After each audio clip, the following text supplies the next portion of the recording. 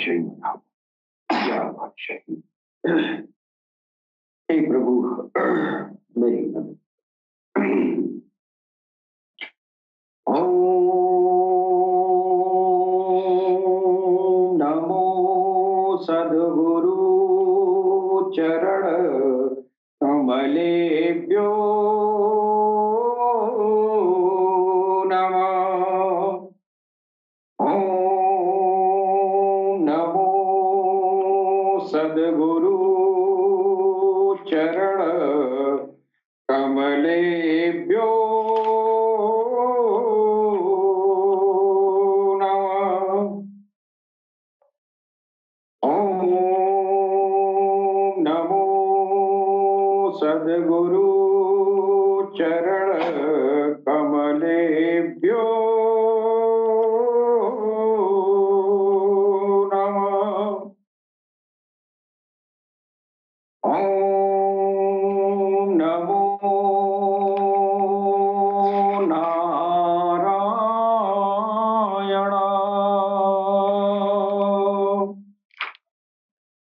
ओम नमो नारायणाय।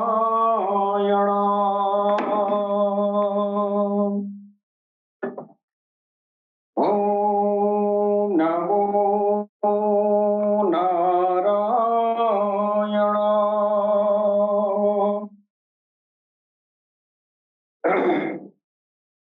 ओम श्री कालके वैष्णवे नमः। ओम श्री कालके वैष्णवे नमः। ओम श्री कालके वैष्णवे नमः। ओम पूर्णमद पूर्णमिदं पूर्णात् पूर्णमुदच्यते पूर्णस्य पूर्णमादाय पूर्णमेवावशिष्यते। ओम शांति शांति शांति। स्थाने ऋषिकेश तो प्रकृत्या जगत प्रहर्षत्यनुरज्यते च रक्षांसि भीतानि दिशो द्रवन्ते सर्वे नमस्यन्ति च सिद्धसङ्गा अस्माश्च तेन न मेरन् महात्मन् गरीयसे ब्रह्मणोऽप्यधिकतिर्वा अनन्ता देवेशा जगण्ड निवासा त्वं क्षरं सद् सत्तत्परं यता त्वमादिदेवा पुरुष पुराण त्वमस्य विश्वस्य परं निधानम् वेत्तासि वेद्यं च परं च धाम त्वया ततं विश्वमनन्तरूप वायुर्गमो अग्निवरुण शशाङ्क प्रजापतिस्त्वं प्रपितामहश्च नमोऽस्तु ते नमो नमोऽस्तु तेऽस्तु सहस्रकृत्वा पुनश्च भूयोऽपि नमो नमस्ते नमः पुरस्तादथ पृष्ठतस्ते नमोऽस्तु ते सर्वदेव शर्व अनंता विरजा मित विक्रम स्तवम सर्व समाप्नोषि तत्व शर्व सखेति मत्वा प्रसभं यदुक्तं हे नाथ हे यादव हे सखेति अजानता महिमानं तवेदं मया प्रमादात् प्रणयेन वापे यच्चावः सारथं सत्कृतोऽसि विहारशय्यासन भोजनेषु एकोऽथवाप्याच्युत तत् समक्षम् एकोऽथवाप्याच्युत तत् समक्षम् तत् क्षामये त्वामहमीशमीयम् पीतासि लोकस्य चराचरस्य त्वमश्च पूजश्च गुरुगर्यान् न तत् समोऽस्तव्याधिकपुत्रो अन्यो लोकत्रयेऽप्यप्रतिमो प्रभाव तस्मात् प्राणम्य प्राणिधाय कायम् प्रसादये त्वामहमीशमीयम् पितेव पुत्रस्य सखेव सख्यो प्रियः प्रियासि देव षोडो यदा यदा हि धर्मस्य ग्लानिर्भवति भारत अभ्युत्थानं धर्मस्य तदात्मानं सृजाम्यहम् परित्राणाय साधूनां विनाशाय च दुष्कृताम् धर्म संस्थापनार्थाय संभवामि युगे युगे सुख दुखे समे कृत्वा लाभालाभो जया जयो ततो युद्धाय युयुत्सव नैवं पापं वा पश्यसि नैनं छिदन्ति शस्त्राणि नैनं दहति पावक न चैनं क्लेदयन्तापो न शोषयति मारुत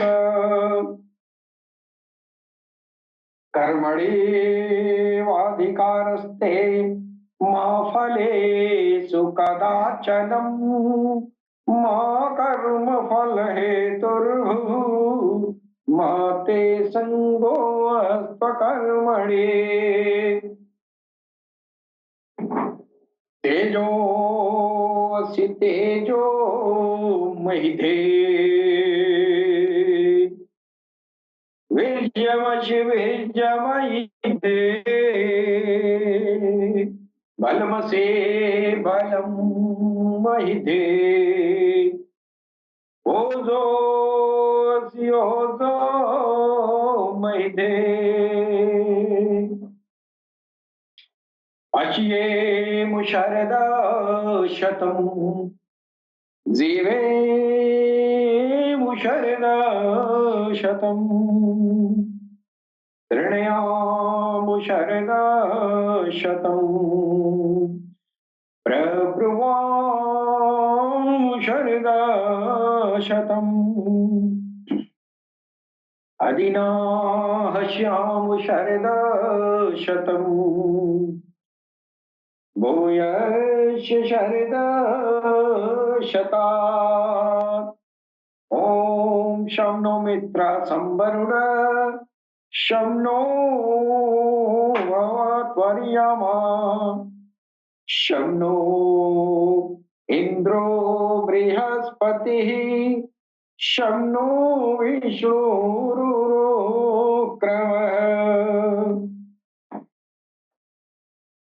ओम शांति शांति शांति। वक्रतुंड महाकाय सूर्यकोटि संप्रभ निर्विघ्नं कुरु मे देवं सर्वकार्येषु सर्वदा। ओम गंगणपतये नमः।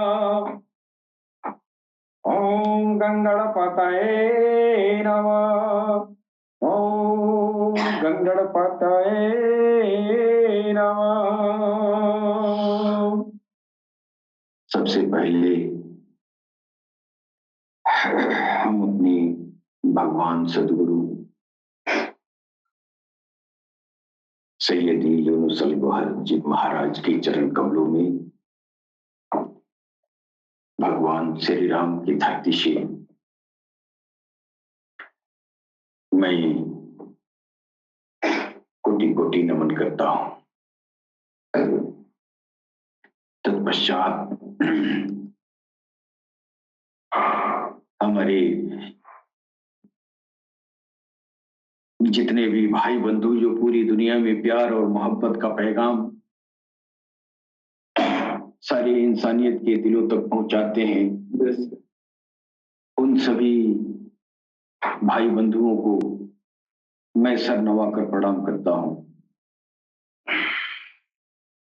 और हमारे गरीब खाने में तशरीफ लाए हुए मेहमान मास्टर मुजीबुर रहमान साहब, हमारे बिहार से तशरीफ लाए हुए इलियास भाई और डॉक्टर अंसारी साहब को मैं तहे दिल से स्वागत करता हूं।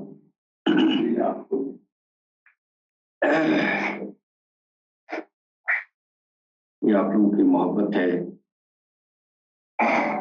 कि आप हमारे गरीब खाने तशरीफ लाते हैं, लाए हैं, ये हमारी खुशनसीबी है।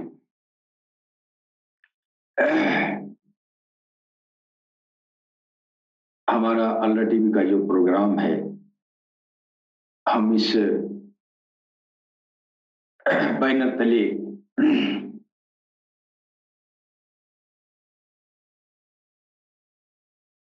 विभिन्न प्रकार के दीन धर्म में रहते हुए भी हम अनेकता में एकता का पैगाम देते हैं। और इस पुनीत कार्य को करने में हम सब गौरवान्वित होते हैं। जी। और कुदरत का एक ऐसा करिश्मा कहिए कि हमारे बीच एक ऐसे भाई भी मौजूद हैं जिनका नाम है अजय आलम।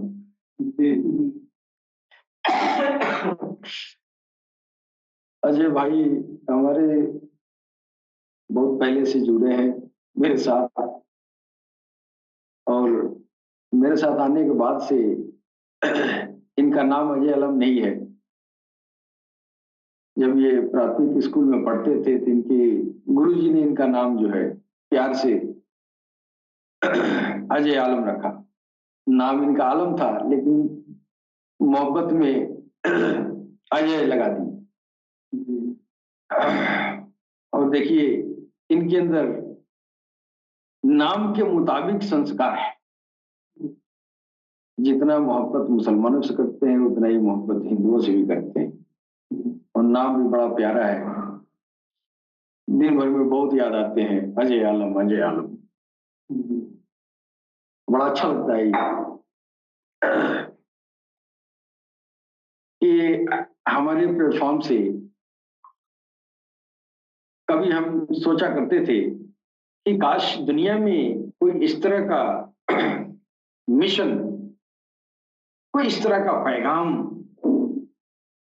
नहीं दिखाई देता है, जो विभिन्न प्रकार के संप्रदायों में रहते हुए हम एक पास एक जगह बैठ के एक थाली में खाएं। हमारा ये बचपन से ये हमारी ये प्रवृत्ति रही है, एक सोच रही है कि क्या दुनिया में ऐसा हो भी सकता है कि नहीं। और मेरी उम्र तकरीबन 50 के करीब पहुंची। उस समय तक हमको दुनिया में कोई ऐसा संस्थान नहीं दिखाई दिया कि जिसमें वास्तव में विभिन्न संप्रदायों के बीच वास्तविक मोहब्बत हो।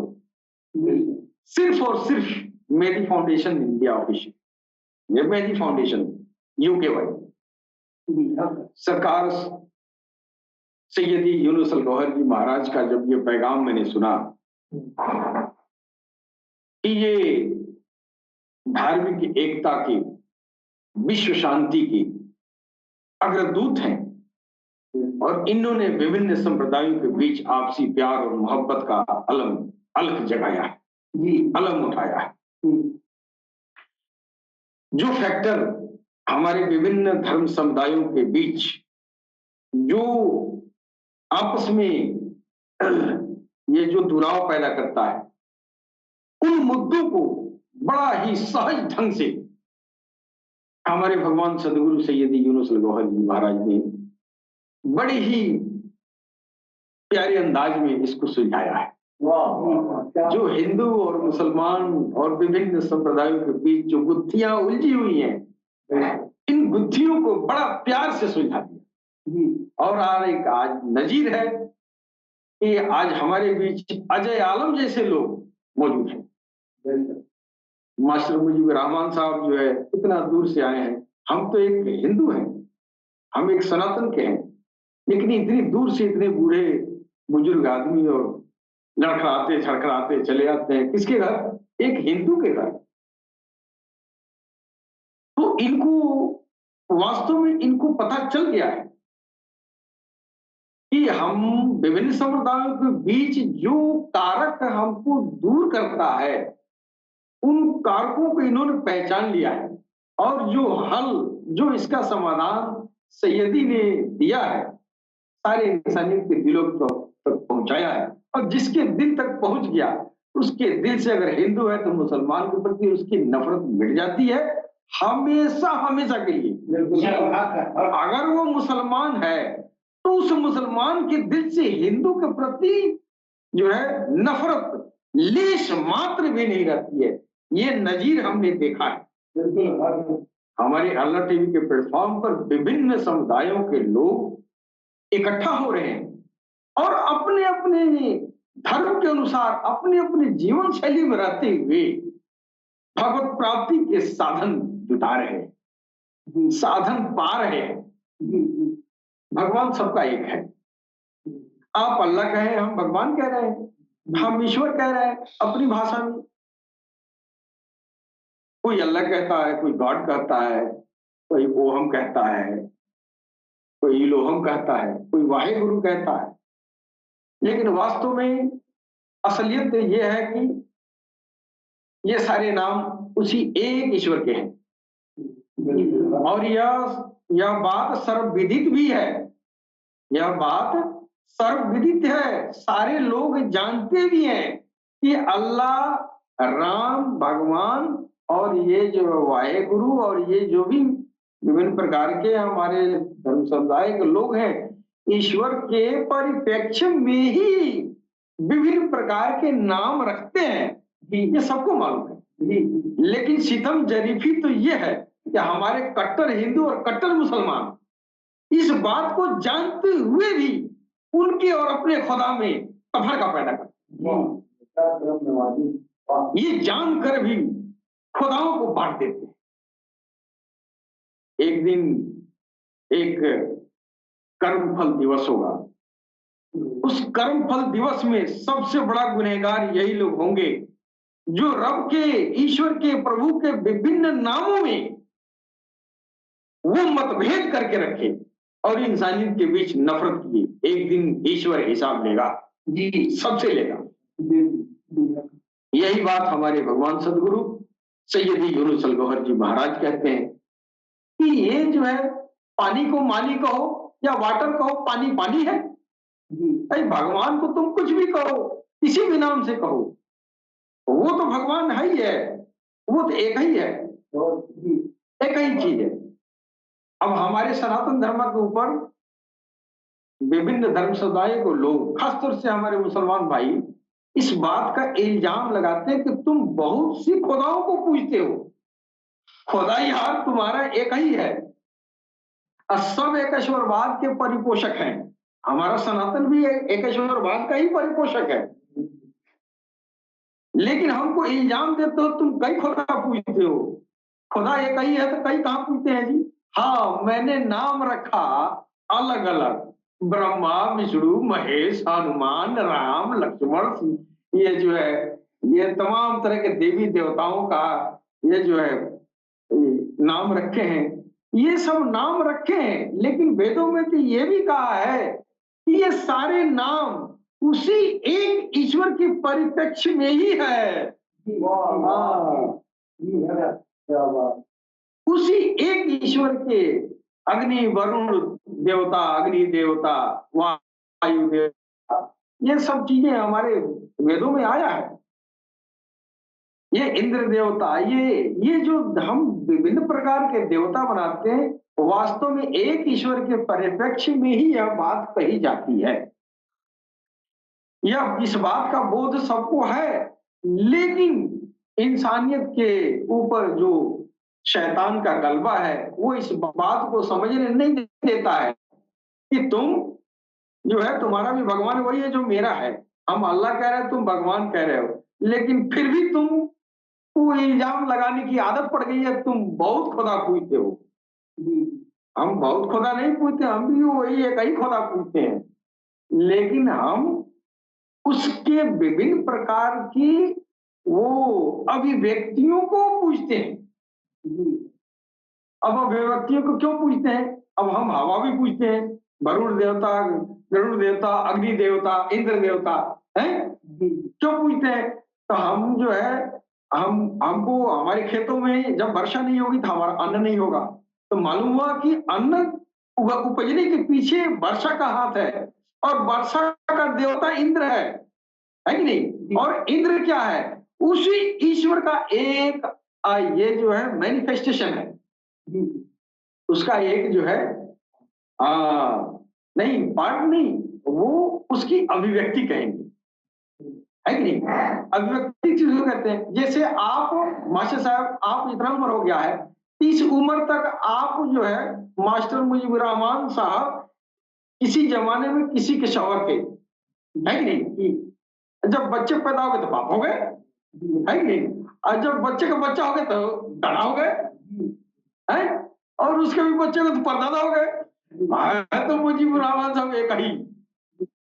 उसी तरह भगवान ने जब उसका कोई सिफ्त जो है हमारे ऊपर वर्षा की शक्ल में आया, है कि नहीं? और वर्षा कराकर और उस वर्षा से हमको लाभान्वित किया ने, हमारी फसल उपजे तो हम खाए, है कि नहीं? हम उसको इंद्रदेव कह देते हैं, हमने नाम रखा इंद्रदेव, अर्थात वो इंद्र वरुण वो सारे जो है उसकी ये जो है सिक्त हैं, ये अभिव्यक्तियां हैं।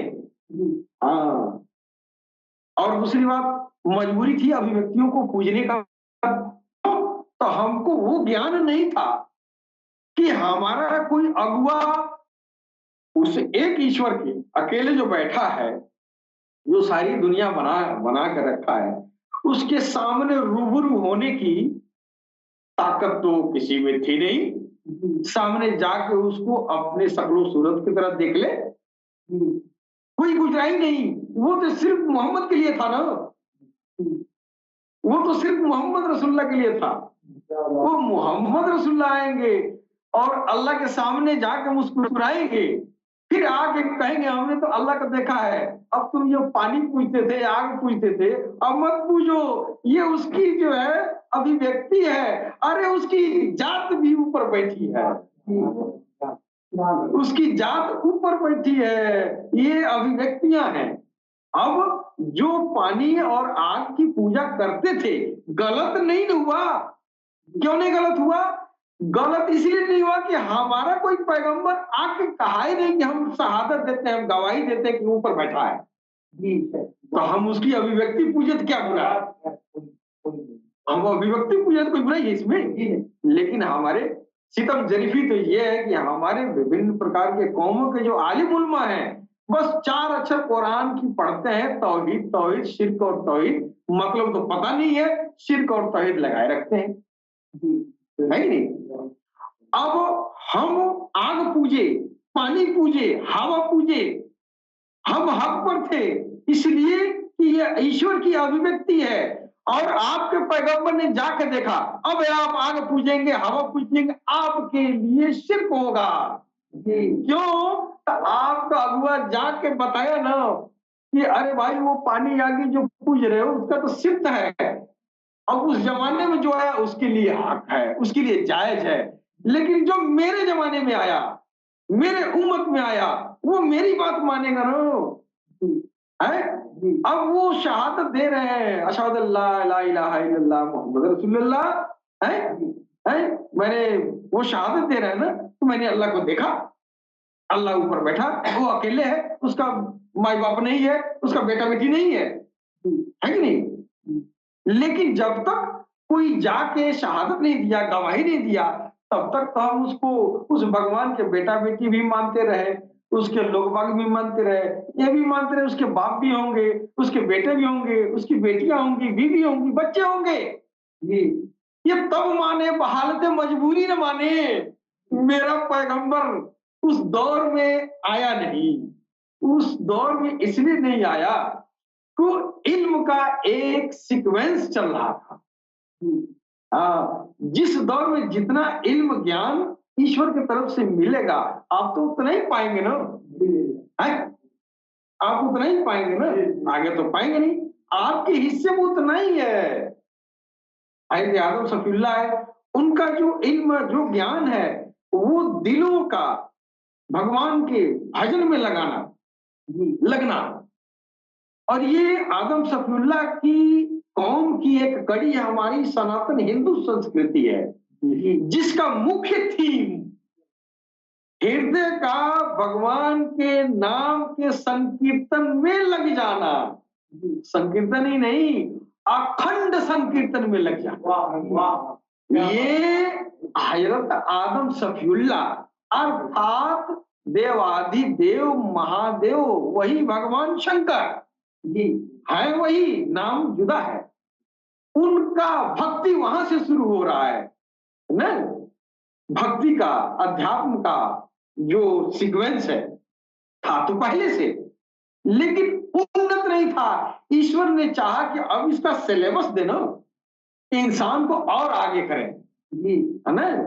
तो पहले जमाने में ईश्वर तो बहुत दूर बैठा हुआ है, और यहाँ से जो है जाप ताप योग तपस्या, अपना जो है यम नियम और ये तमाम तरह का जो है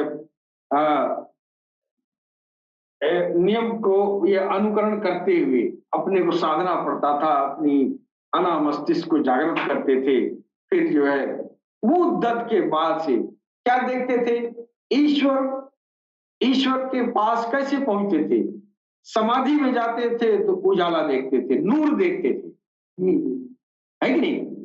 हमारे महर्षि पतंजलि ने जो ब्रह्म, ये जो है ब्रह्म दर्शन का, मोक्ष प्राप्ति का जो साधन बताया है ना, वो तरीका अष्टांग योग है। अष्टांग योग के जरिए, तो उस अष्टांग योग यानी 8 तरह के योग करने के बाद आपका जो है मोक्ष मिलती है ना। मोक्ष का मतलब आपसे, ईश्वर से आपका जो है साक्षात्कार हो गया। तो उसका अंतिम पावदान जो है बताया गया है समाधि, है ना। समाधि बताया गया है। तो समाधि में जाने के बाद से क्या देखा, समाधि में वो गए तो समाधि लगी भी, लेकिन कहां तक लगी समाधि? ऐसा समाधि नहीं लगा जो मेराज में लगा था। अब क्यों नहीं लगी? इसलिए कि इल्म ही नहीं दिया था। तो हम क्या करेंगे?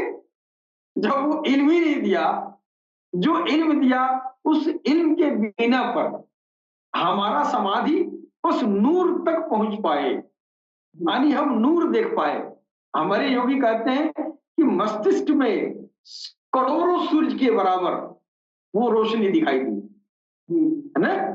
तो वो अना का पर्दा है, वो फटा, रोशनी नूर तो दिखाई दी, नूर में डूब गया, नूर में नहा लिया, ज्योति में डूब गया, ज्योतिर्मय हो गया, लेकिन मुंह आंख तो नहीं देखा, अखबार तो नहीं दिया। अब ज्योति से प्रकाश से कैसे अखबार देंगे आप? लेकिन मोहम्मद रसूलुल्लाह आए तो ये उनके जमाने में, ये जो सबसे जमाने के आखिरी में उनका आना हुआ, उसके बाद पैगंबरी का सिलसिला खत्म, इसलिए कि अध्यात्म ज्ञान की एकदम पराकाष्ठा थी, है ना? भगवान के सामने पहुंचना था देह सहित, इस तरह के इसी इसी धड़कते हुए दिल को लेके जाना था, है ना? तो आदम शफीलों के जमाने में धड़कते हुए दिल में बातें रूप से आया, और मोहम्मद रसूलुल्लाह के जमाने में इस जिस्म का, इस दिल सहित जाके खड़ा हो गया। नहीं, रसूलुल्लाह का जो मेराज हुआ है वो रूहानी नहीं हुआ है, हाँ जिस्मानी हुआ है। क्यों जिस्मानी हुआ है? तो वो अध्यात्म विज्ञान का उन्नत अवस्था थी ना। हाँ, और महर्षि पतंजलि ने जिस समाधि का वर्णन किया वो तरुण अवस्था है ना, तो वो ज्योति तक पहुंचे, है कि नहीं? ज्योति तक पहुंचे ना। अब बताइए, हम तो महर्षि पतंजलि का जो है अष्टांग योग को मैंने बहुत अच्छी तरह से पढ़ा है, बहुत अच्छी तरह से पढ़ा है, कर न पाए अलग की बात है तो बड़ा मुश्किल काम। ये अष्टांग योग बहुत जटिल है, तनी बनी नहीं, बहुत जटिल है कि नहीं? लेकिन उतनी जटिलता के बावजूद भी क्या पाया? सहस्र कमल दल खिल गया, ज्योतिर्मय पिंड में पहुंच गया, और यहां पर जो है करोड़ों सूरज की रोशनी में घुस गया, लेकिन मुंह से बोला नहीं, बात नहीं किया। वो उसको अखबार से अखबार नहीं दिया, गले से गले नहीं मिला। कौन मिला? मोहम्मद रसूलुल्लाह। अब तो दुनिया की अभी इतनी वैमनस्यता फैली हुई है कि एक कौम के लोग दूसरे कौम के पेशवा को लोग उल्टा सीधा करते हैं, बदजुबान का प्रयोग करते हैं, लेकिन किसी धर्म के पेशवा को बदजुबानी नहीं करना चाहिए।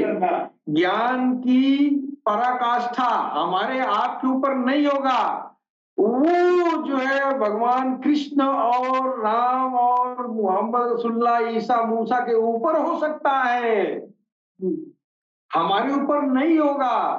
अगर राम कृष्ण और ईसा मूसा इब्राहिम और आदम सफीउल्लाह जैसे लोग अगर किसी पेशवा को बुरा भला कहते हैं तो थोड़ी देर गनीमत है, इसलिए कि वो हम जोली हैं, वो जो है बराबरी के बात है कि नहीं?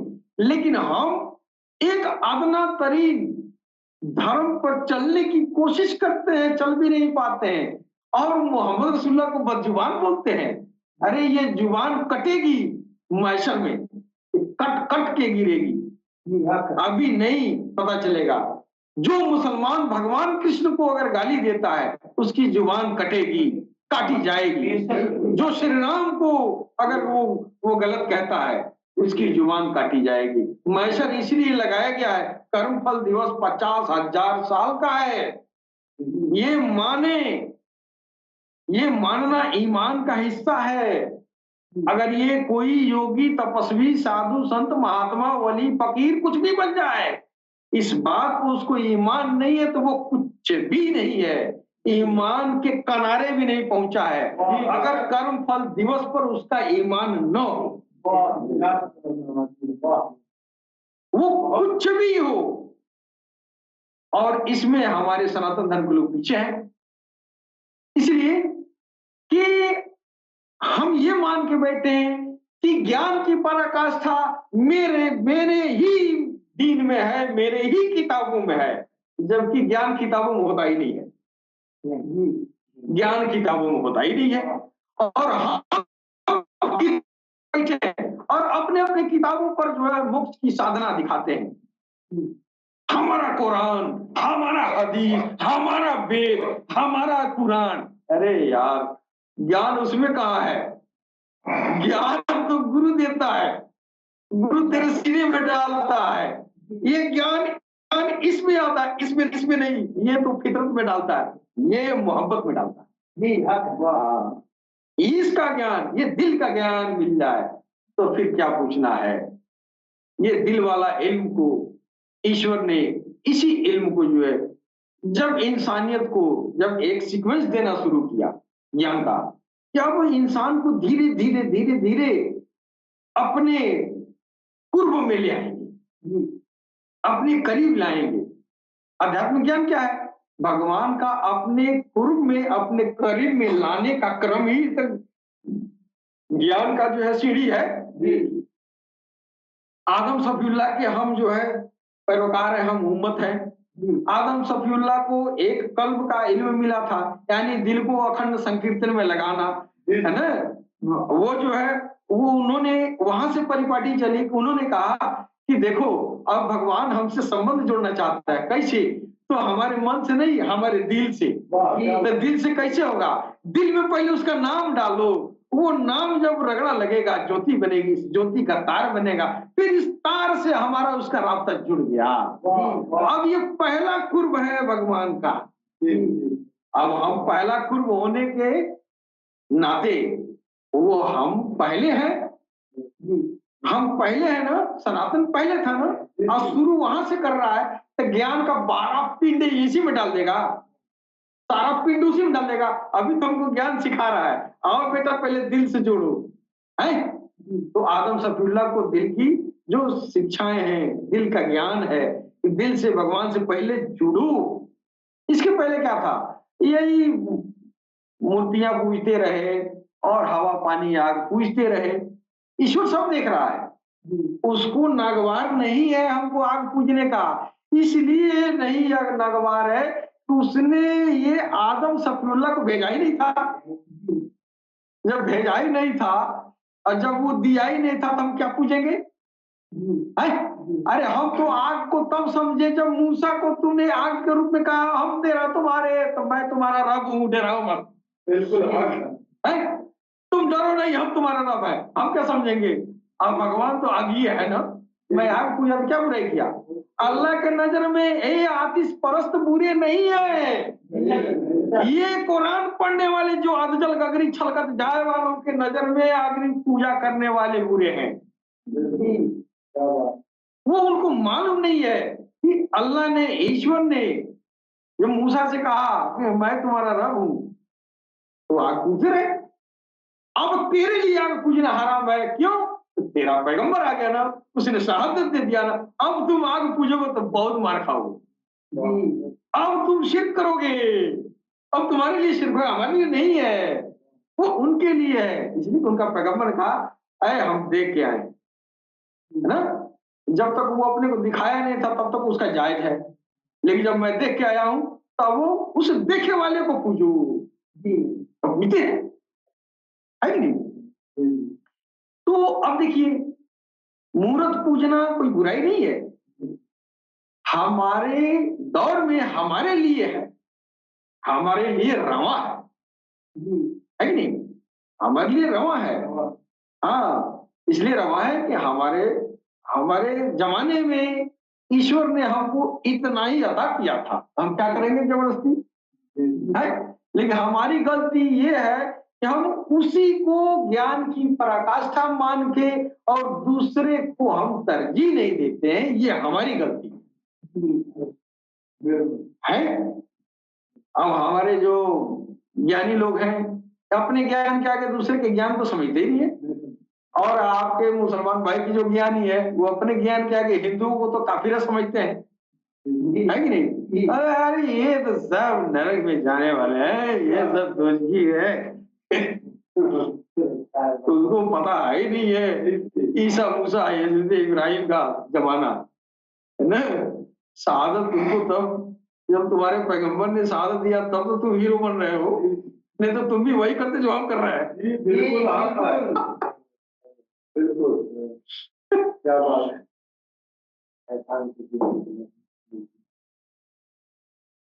अब आप देखिए ना, हम पत्थर पूज रहे हैं जी, पत्थर पूज रहे हैं, अब पत्थर आप भी पूजते हैं जी, बिल्कुल।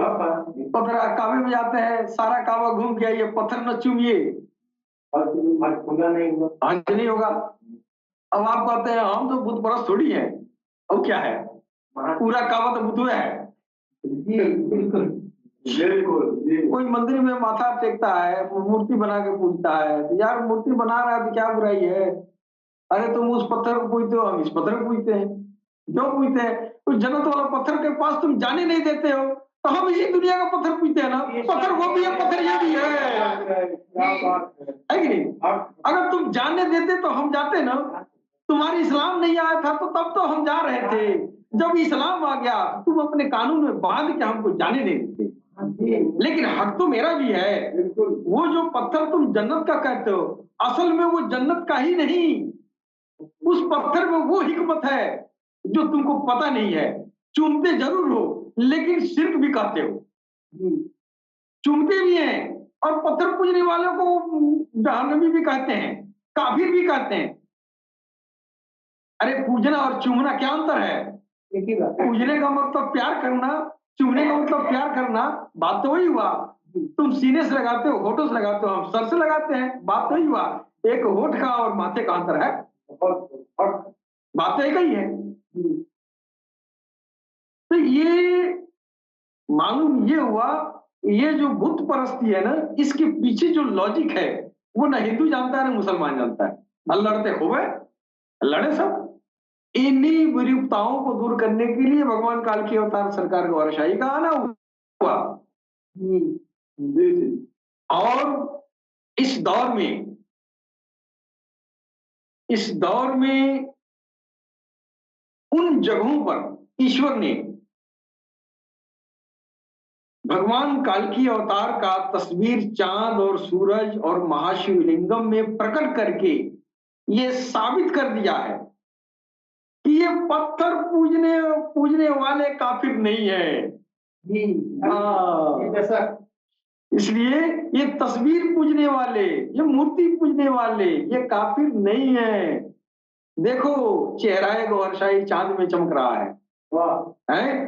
तुम्हारा हदीस भी कह रहा है कि चांद देखो तो दुआएं मांगो, चांद देखो तो दुआएं मांगो। चांद में क्या है? तस्वीर गौरशाही, और दुआ मांग रहे हो। तो अब ये जो है बड़ी विरूपताएं हैं। सरकार ने इन सारी जो है विरूपताओं को दूर करके सरकार ने कहा कि तुम सब अपने दिलों में अपने अपने रब का नाम बसाओ। और जब ये तुम्हारे रब का नाम तुम्हारे दिल में समा जाएगा तो फिर वो अखंड रूप से जारी हो जाएगा, कभी वो बंद नहीं होगा। वहीं से अखंड किया गया है सनातन धर्म में, हर कीर्तन हरे रामा हरे कृष्णा। दरअसल वो आदम सफीउल्लाह को ज्ञान है जो उन्होंने कहा कि दिल में रब का नाम डालो, तुम हाथ से अपना जीवन का काम करोगे, दिल से भगवान का भजन करोगे, ये अखंड भगवान के नाम का संकीर्तन होगा। उसी को अखंड संकीर्तन कहते हैं। हमारे में तो लोग समझते ही नहीं है, 24 घंटा अखंड संकीर्तन का संकल्प करते हैं, 24 घंटा बाद छुपा जाता है, कहते हैं अखंड संकीर्तन मैंने किया। अरे कौन सा अखंड किया तुमने? जब बंद ही कर दिया तो अखंड कहाँ है? ये वो इल्म है जो सरकार गौरशाही सारी इंसानियत को अखंड संकीर्तन में लगा रहे हैं। ये सनातन का पहला युज है, पहला जो सबक है ये है अपने दिलों को भगवत नाम से जारी करो, उसको अखंड संकीर्तन में लगाओ। और यह सब पर लागू होता है। हिंदू का दिल राम राम करेगा, मुसलमान का दिल अल्लाह अल्लाह करेगा। अखंड संकीर्तन ये भी कर रहा है, अखंड संकीर्तन वो भी कर रहा है, बात है कहीं हुआ। हिंदू और मुसलमानों कोई अंतर नहीं है, सिर्फ इस खोपड़ी का अंतर है। इस पर शैतान का कब्जा है। ये दिलों को इस्लाह करने नहीं देता है, दिलों से दिलों को जोड़ने नहीं देता है, दिमाग को फितरत में डाल के। और आज भी लोगों को लड़वाया, कल भी लड़वाया और पहले भी लड़वाया था, लड़वाता रहेगा। और जिन लोगों ने ये दिल का रास्ता समझ लिया, ये दिल का इल्म ज्ञान समझ लिया, वो हिंदू हो, मुस्लिम हो, सिख हो, ईसाई हो, कोई भी हो, एक दूसरे से मोहब्बत है। ये पैगाम सरकार गौरशाही काल की अवतार का इस दुनिया में आम किया जा रहा है। अल्लाह टीवी के प्लेटफॉर्म से हम इंसानियत से अपील करते हैं आप आए और अपने दिलों को अपने भगवान के नाम से जारी करें। दिल दस्तकार में दिल यार। वाह, इसके साथ ही हम अपनी बाड़ी पर विराम देंगे। सलाम, नमस्ते, सत श्री अकाल।